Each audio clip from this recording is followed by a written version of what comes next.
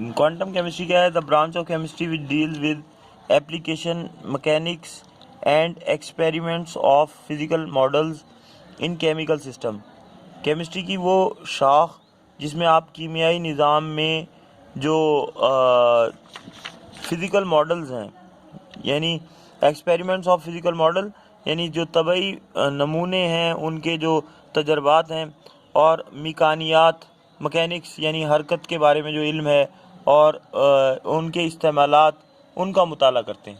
यानी जो physical models हैं उनके जो है उन पर किए गए तजर्बात, उनकी मिकानियात और उनके इस्तेमालात का मुताला करते हैं।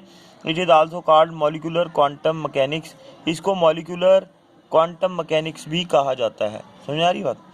ग्रीन केमिस्ट्री क्या है? The branch of chemistry which deals with study of processes and designing products which are composed of less hazardous substances. वो कहता है केमिस्ट्री की वो शाख जिनमें आप उन मादा जात का मुताला करते हैं जो माहौल के लिए कम ख़तरनाक नहीं है, माहौल के लिए कम ख़तरनाक हैं।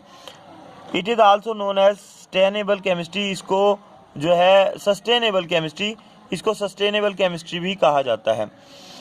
अब यानी अब ये देखिए कि पहले एनर्जी जो है या बिजली बनाई जा रही थी मुख्तलिफ ज़राए से, कहीं कोयले से बनाई जाती थी लेकिन उसमें आलूदगी फैलती थी, पोल्यूशन। अब एनर्जी हासिल करने का सबसे अच्छा और ग्रीन तरीका जो है, मेथड, वो है सोलर। समझ आ रही बात?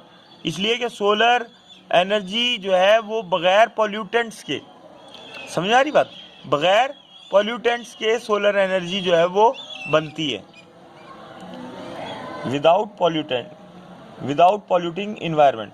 तो ये ग्रीन केमिस्ट्री है ना, यानी मतलब उसमें इसका मुताला किया जाएगा। और इसी तरह से ऐसी चीज़ें तैयार करना जो माहौल के लिए ख़तरनाक नहीं है। लेस हैज़ार्डस का मतलब है कम ख़तरनाक है। समझ आ गई? जो माहौल को कम मुतासिर करती हैं, उनका जो मुताला है वो ग्रीन केमिस्ट्री कहलाता है। समझ आ गया? आपने क्या बोला ये